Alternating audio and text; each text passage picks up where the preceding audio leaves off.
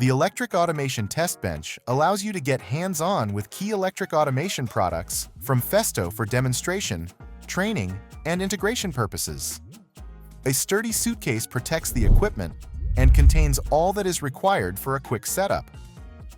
The system is pre-wired and can be configured in various network architectures.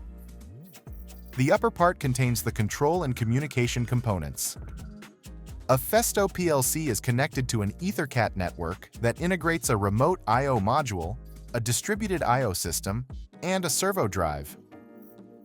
The lower part contains the electrical actuation components, with moving parts protected by a plexiglass cover. The cover houses additional communication and field bus modules for Profinet and Ethernet IP.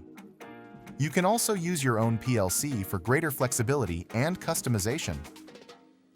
Additional I/O Link master ports allow you to connect your own I/O Link devices.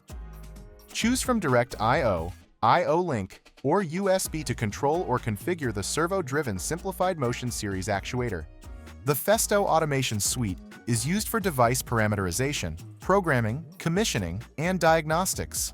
Automatic sequences are available to get familiar with the test bench. The test bench is brought to you by Festo,